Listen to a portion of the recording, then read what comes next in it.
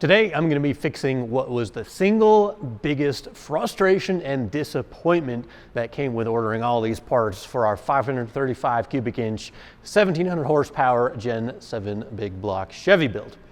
See, I've been working on this engine on and off for the better part of probably 2 years now. A lot of parts are custom and a lot of stuff takes a long time to receive. And one of the things that I was most excited about was the valve train, specifically the rocker arm setup. But when it showed up to the house over a year ago now, I was immediately disappointed when I tried to mock it up onto the cylinder heads. Now, this is a shaft mount rocker setup, and it is a pretty nice arrangement. Basically, we have an engine that has a pretty big cam, tons of lift, tons of duration. It's a solid roller, and we want to spin this thing quite a lot of RPM. And to hold up to that, we want a valve train that'll work appropriately. But the only problem is because we're installing this on a aftermarket aluminum Gen 7 cylinder head, there's really nothing on the market that's intended to work out of the box. These were kind of supposed to, but when we received them, the stands actually didn't line up. And when I kind of figured that out, I was like very, very bummed out because they're not cheap. And then it took like 9 or 10 months to get these parts. And so after spending that much money and receiving the parts, realizing they didn't work, I was super bummed. And then of course, in the middle of that, we bought the shop, we moved from state to state, and I really haven't touched the race motor for a very long time. But I finally decided it's time to make a little bit of headway on it. So by the end of the day, I want to get both cylinder heads completely mocked up and installed with a valve train. This side is like 85% done. So we'll get the other head into the same state, and then we'll get it installed, hopefully on the short block. And then I'm also actually gonna find out how much this weighs because a lot of you guys asked, so I got a little scale thingy, so we'll do that. But let's just jump right in and get the valve train sorted out.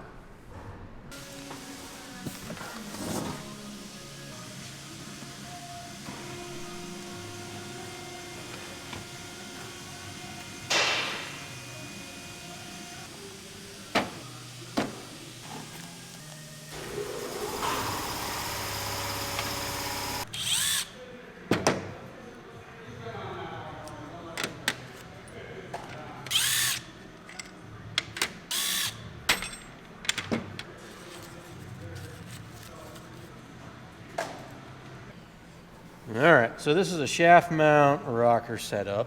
And basically what we've got is this one big long bar that bolts down to all the original rocker pedestals in the cylinder head. And that way it keeps the alignment straight. It has 2 bolts that each rocker pivots on, nice and strong. 2 problems why this won't fit. Number one is my fault because these heads originally had a 10 millimeter bolt, which they sent 10 millimeter hardware, but I had these oversized to 7/16. So I grabbed some 7/16 socket head screws, which will work, but they're a little bit too tall on the head, so I'm going to machine those down. And the threads are like 2 turns long, so I'm going to machine those down as well. And then the second problem, evidently, somehow, the spacing of the valves is different from whatever head these were ordered for, which they're supposed to fit a Gen 7 Railar head. They don't, because the 2 pedestals for the exhaust and the intake are supposed to touch each other, but and be held together with this little 1/4-inch bolt. The valves, I guess, are a little bit further apart and a little bit further apart both ways. So when you bolt those in, like so, there's a slight gap, if you can see it, in between the intake pedestal and the exhaust pedestal. So, we gotta fix that, but first I'll get these bolts machined up and get the height spaced on the stands. Yeah, ideally I'd do this operation in a lathe. I do not own a lathe, so we will do it manually. But we need to shave approximately that much, maybe 1/8 of an inch off the top of these. So I'll slide the bolt in there, use my little fine point Sharpie just to kind of make a line, spin that around.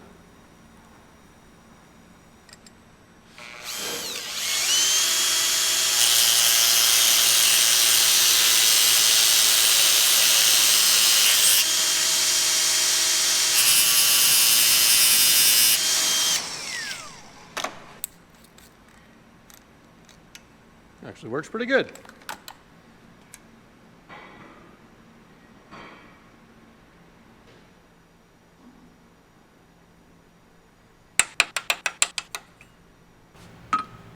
So the 4 exhaust rocker stands are going to bolt down with no further modifications. Just kind of install our newly shortened bolt. However, on the intake rocker stand, we are going to have to shorten the bolt by about 2 turns of thread, because as you go to install the bolt in the cylinder head, the bolt actually bottoms out like so before the rocker stand gets tight. So just chop off 2 turns of threads and we'll be good to go.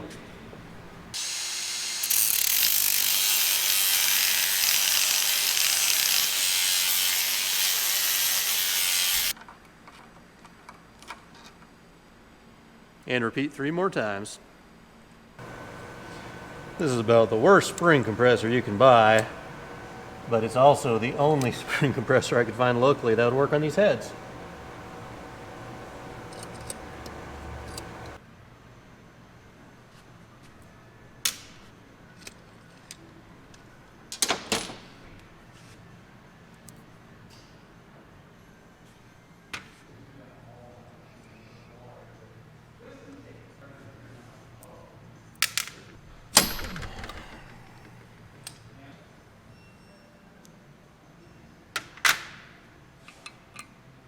So there is a little bit of math involved to fine tune it, but basically what you want is this tool. This is 750 for 750 thousandths of lift. You basically want this guy to touch equally on the tip of the valve and on the tip of the axle of the rocker arm, which we pretty much are right there on the exhaust side, just like on the other head, so that's good. On the intake valve, I'm just using my fingers to kind of hold the valve all the way closed. Hold it square against the shaft of the valve. On this one, it looks like we got a little bit too much. So I'll take out the thin shim and try again.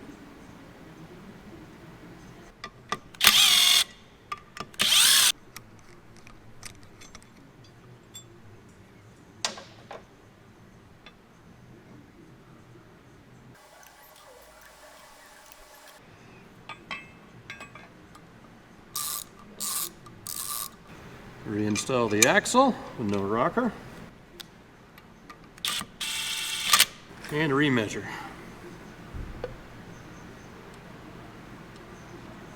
That's pretty much it.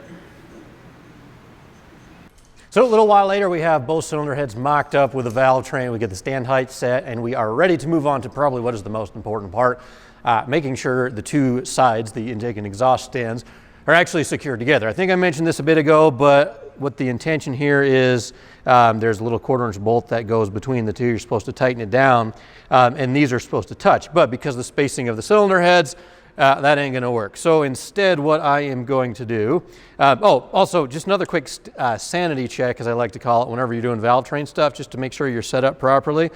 Take a marker, something like this, and then just put a little scribble of ink on the tip of the valve, get it nice and wet. Close the valve, spin the little tip of the roller around, and that'll leave a little mark, if it'll focus, kind of right there where the roller touches on the valve. And you more or less want it to be centered, which is kind of what we have. So that just tells me the little gauge supplied with the rocker kit is doing what it's supposed to do. So instead of bolting the 2 together, because that won't work, obviously there's a gap in the middle, if we tighten the bolt and close that gap up, basically it would take that rocker, the nut's kind of tight so it won't move right now, but it'll move it off center. So instead, I'm just going to clean off all the anodizing on there. These are just steel. I'm going to get the TIG welder out. We are just going to weld the 2 stands together, of course making sure that the valve tip is centered in the rocker. A little bit of welding, we'll get those locked into place for good.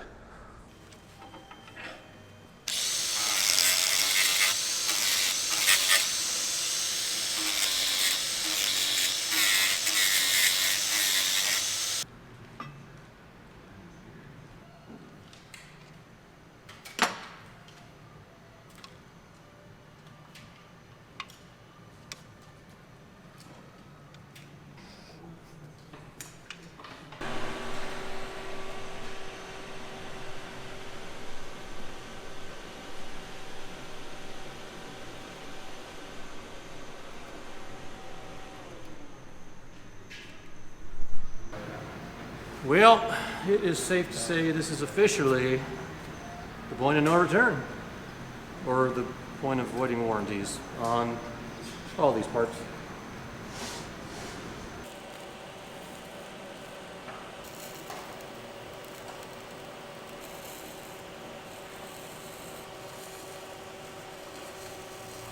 All right, so we got the first side kind of tacked together. This doesn't really need to be a mega structural weld.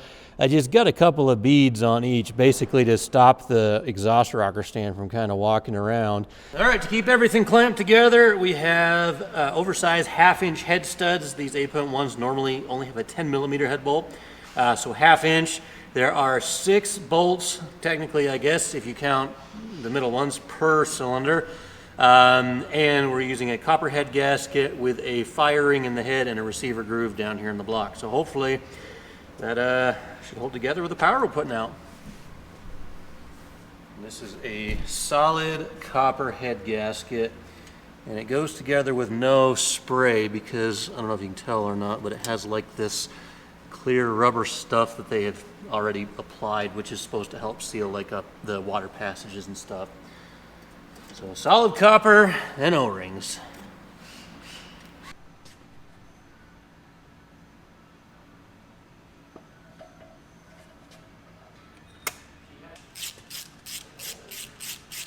All right, I have one cylinder head bolted on, not torqued down yet, and we are kind of in one of those 2 steps forward and 1 step back situations that you find yourself in every now and again when you're doing something totally off book, like putting together a weird Gen 7 big black Chevy. So here's the deal. We have everything bolted together like I just mentioned. We have these ARP studs, which, as you can see, there is quite a lot of thread sticking up above the nuts. Now, there's plenty of thread engagement, nothing bottoms out, and we have the studs all the way threaded into the block. They just, because of the extra length, as you can see, like there's a ton of thread on there, they stick up. And that actually causes an interference problem with this nice rocker stand that I just welded up. It doesn't sit all the way flat. Not a big deal. We just have to do some clearancing, like as you can see I've marked out, if camera will focus. So just do a little bit of clearancing on 8 bolts. So we'll get some grinders out and we'll fix that right up and hopefully get this thing bolted on for good, and then do the other side.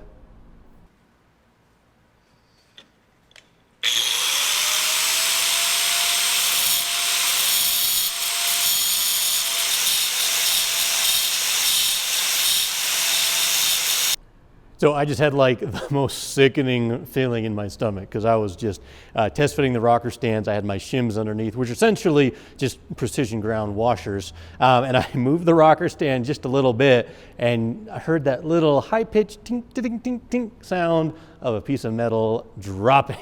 And I was like, crap, this might not be good. I was hoping it just fell onto the ground, which of course it didn't. The little shim guy fell from here down into the valley, somehow managed to fall in between the little valley of the block here, down in between the cam, and luckily I found it. And if this was in the car, it would be, or in the truck rather, it would be a bad day, but you can see it right there, sitting on top of the rod.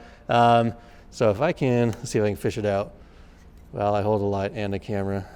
Yeah, there we go. So we got it, not a big deal, thankfully. But yeah, if this was in the truck, that would be one of those times where you just kind of take a big deep sigh and you go home for the day. But let's carry on because I almost have the stand finished up and I just kicked a bolt on the ground.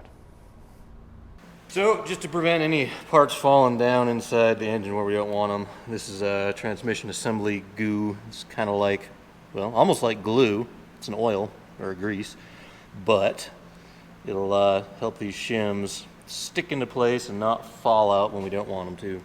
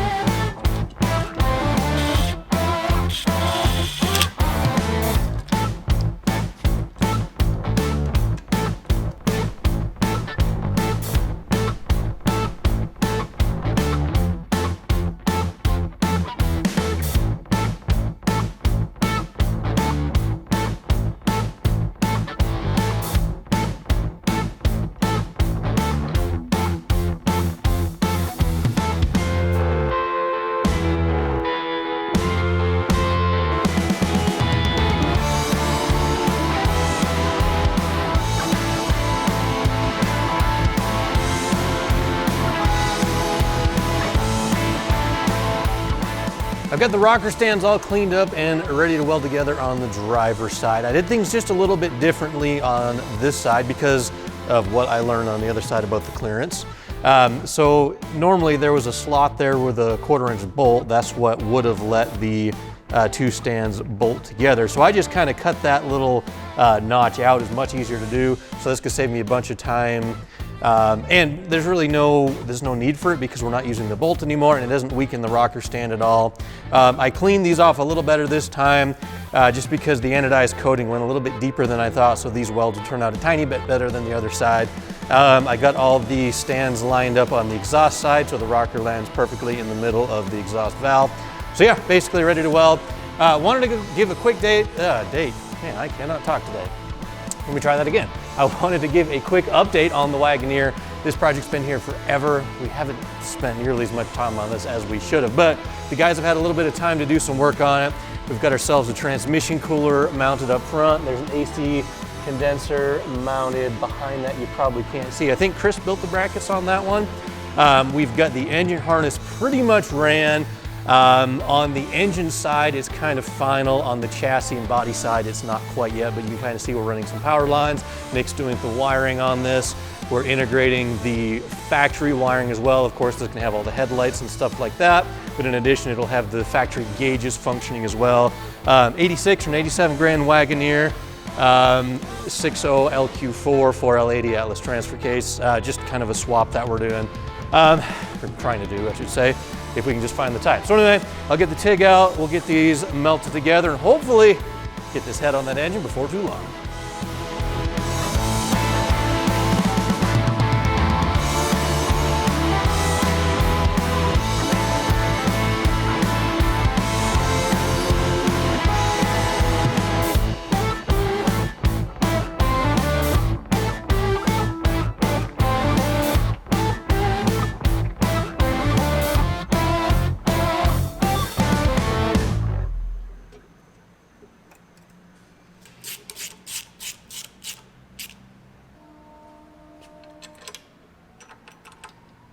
And just like that, we've got the 535 cubic inch, 1700 horsepower, Gen 7 big block Chevy in what I would almost consider long block status, which is where I wanted to get it today. Now, I'll be honest, I cheated a little bit on this side. I just kind of roughed out the notches for the exhaust stand. So it's not like 100% perfect yet. I actually, I need a little bit different shaped carbide burr, and I tried to find one locally and they didn't have one right away. And I'm trying to get this video done. So I just I roughed it out and then threw it on, but there's a little bit more fine tuning that I have to do. However, I've got it pretty much where it wants to sit, and I dropped some lifters in and I checked the push rods, and good news, I'm pretty sure I won't have to do any modification on the push rod tunnels in the head, which is awesome. So it's like one major step accomplished, and I've kind of been dreading this a little bit because I've had the valve train for a little bit over a year, and I was so irritated when I received it and it didn't fit how I thought it should have, or well, how it definitely should have fit out of the box, but that's all right. I'm actually really happy with how it turned out because with the stands welded together, that's a much more rigid setup than with just a single bolt holding the two together. So I feel like this is the best outcome. In terms of like strength, I don't feel like the longer studs has actually compromised anything. Yeah, it sucks that we have to do a little bit of grinding, but like I said, I feel like strength-wise, we haven't negatively impacted that at all. Now, which is a perfectly valid consideration because this is a solid roller cam, and these springs do have a fair amount of pressure compared to like a hydraulic roller and a low RPM engine. But anyhow, I'm kind of digging the black and aluminum look. I originally had planned on doing something wild like, you know, Chevy orange or red, or, you know, just not wild, but a bright color for this engine. But I don't know, I just I'm looking at it now, and you tell me what you think, but just the black and the aluminum, I think makes a pretty good combination. Like maybe, you know, maybe I'll get some stuff powder coated, but like powder coat that aluminum, paint the block black valve covers, and black intake maybe, so it kind of, I mean, as much as I hate to say this, kind of resembles an LS. I don't know. So thank you guys for watching. I appreciate it. This is a pretty big milestone for me. I've had all these, like I said, probably 12 times in this video, I've had this project in the works for a very, very long time. And now I feel like we've actually accomplished something. So thank you for watching. Come back soon.